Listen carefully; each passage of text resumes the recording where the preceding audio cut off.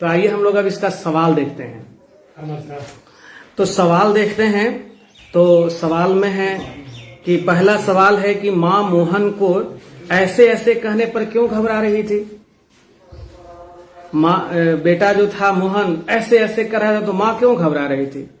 इसलिए घबरा रही थी कि माँ को यह समझ रही थी कि लगता है कि मोहन को कोई गंभीर बीमारी हो गई है, और गंभीर बीमारी ही नहीं, अपरिचित बीमारी हो गई है, अनजान बीमारी है, और इस बीमारी का क्या इलाज है, कैसे ठीक होगा, ये इसको लेकर के वह चिंतित थी, तो घबरा रही थी।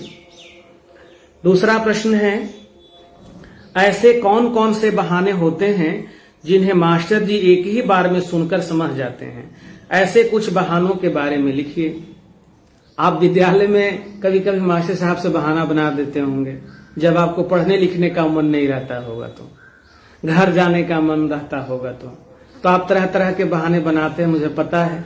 कभी आप कहते हैं कि सर हमारे घर में कोई नहीं है सर, घर को हमको देखभाल करना है, जाने दीजिए। कभी कहते हैं कि हमको सर माँ बुलाई थी। कभी कहते हैं सर पिताजी बुलाए थे सर, घर पर कुछ काम था। कभी कहते हैं कि सर हमको सर माथा घूम रहा है। कभी कहते हैं कि पेट में दर्द है सर, जाने दीजिए। तो इस तरह के आप बहाने बनाते हैं, लेकिन हम लोग भी आपके भावना का ख्याल करके जो उचित कदम होता है वो उठाते हैं। कभी आपको छुट्टी देते भी हैं, कभी छुट्टी आपको नहीं भी देते हैं। जब लगता है कि आप सचमुच बहाना बना रहे हैं तो छुट्टी नहीं देते हैं। तो ये बच्चों का स्वभाव है। तो ये बाल कहानी है, बाल एकांकी है, ये बच्चों की मनोभावना को दिखाता है। तो बच्चों की भावना को, उनकी मन स्थिति को पकड़ने के लिए शिक्षक के पास भी कौशल होना चाहिए। अब अगला प्रश्न है, पाठ से आगे का प्रश्न के अंतर्गत प्रश्न है, स्कूल के काम से बचने के लिए मोहन ने कई बार पेट में ऐसे ऐसे होने के बहाने बनाए। मान लो एक बार उसे सचमुच पेट में दर्द हो गया और उसकी बातों पर लोगों ने विश्वास नहीं किया, तब मोहन पर क्या बीती होगी। मोहन तो बहाना बनाने के लिए अपने परिवार में जाना गया कि इसको कुछ होता नहीं हो, ऐसे ऐसे करता है, और सचमुच अगर उसको किसी दिन पेट में दर्द होने लगा, तबीयत खराब हो गई, बीमारी हो गई, तब लोग उसको विश्वास करेंगे। क्या होगा तब बताइए। होगा यह कि परिवार में कोई जल्दी विश्वास नहीं करेगा कि हाँ इसको भी तबीयत खराब है, इसलिए उसे परेशानी हो सकती है। बहुत परेशानी होने के बाद फिर परिवार के सदस्यों को समझ में आएगा, तब उसका इलाज शुरू होगा। तब तक काफी देर हो जाएगी, उसे बहुत कष्ट होगा। तो हमें इस तरह के बहानों का इस्तेमाल नहीं करना चाहिए, क्योंकि अभिभावकों में, परिवार के सदस्यों में गलतफहमी हो जाती है।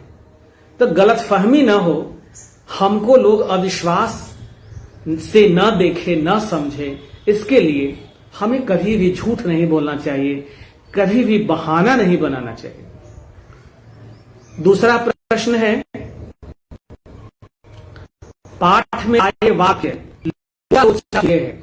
इस कहानी में, इस एकांकी आपने कई स्थल पर देखा, कई जगहों पर देखा कि स्थानीय बोली का प्रभाव है उसमें, और तब इसलिए लाई गई है वो इस तरह की बोलियां कि भाव जो है बिल्कुल सटीक स्पष्ट हो, भाव एकदम स्पष्ट हो, सटीक से, बिल्कुल स्पष्ट तरीके से।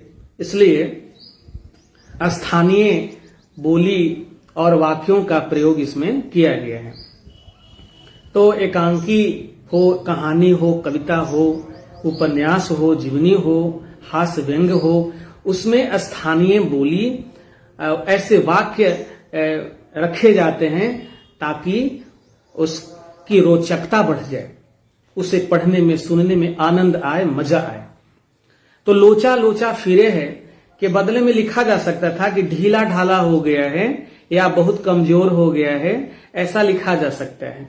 लेकिन लेखक ने संवाद में विशेषता लाने के लिए बोलियों के अलग अलग रंग ढंग का उपयोग किया है। ऐसा ही है। तो इस तरह से और भी कई चीजें इसमें हैं कि इतनी नई नई बीमारियां निकली हैं, इतनी नई नई बीमारियां निकली हैं। इसका मतलब क्या हुआ कि इतनी सारी नई नई बीमारियां पैदा हो रही हैं। अगला वाक्य इसमें मिलता है, राम मारी बीमारियों ने तंग कर दिया। तो इसका मतलब क्या हुआ, अरे हे प्रभु मारिए, बीमारी तो अनेक प्रकार के हो गई है। तो फिर तीसरा वाक्य है, तेरे पेट में तो बहुत बड़ी दाढ़ी है। तो इस तरह से कई वाक्य हैं और इनको आपको हम गृह कार्य के रूप में दे रहे हैं। इनका आप अर्थ लिखकर लाएंगे। इतनी नई नई बीमारियां निकली हैं, पहला वाक्य। दूसरा वाक्य है, राम मारी बीमारियों ने तंग कर दिया। फिर तीसरा वाक्य है, तेरे पेट में तो बहुत बड़ी दाढ़ी है। ये तीनों का अर्थ आप घर से बनाकर लाएंगे। ये आप बना लीजिएगा। ये आपके गृह कार्य का प्रश्न हुआ। अगला प्रश्न है, मान लीजिए कि आप मोहन की तबीयत पूछने जाते हैं। आप अपने और मोहन के बीच की बातचीत को संवाद के रूप में लिखिए। यह भी आपके लिए प्रश्न है गृह कार्य के रूप में कि अगर आप मोहन से बात करने जाएंगे तो आप किस तरह से संवाद करेंगे, बातचीत करेंगे, उसको लिखना है। तो आप नोट करके हमको बताएंगे, दिखाएंगे। अगला प्रश्न है, संकट के समय कौन कौन से नंबर याद रखना चाहिए। तो आपको पुलिस का नंबर, फायर का नंबर, फायर ब्रिगेड का नंबर, डॉक्टर साहब का नंबर, चाइल्ड हेल्पलाइन का नंबर, ये सब का नंबर आप नोट करके, यह भी आपको मैं गृह कार्य के रूप में दे रहा हूं। आप इन सारे एजेंसियों का नंबर, सारे संस्थाओं का नंबर आपको नोट कर लेना है। अब गतिविधि है कि स्कूल का काम तो पूरा कर लिया है। मोहन हाँ में सिर हिला लिया।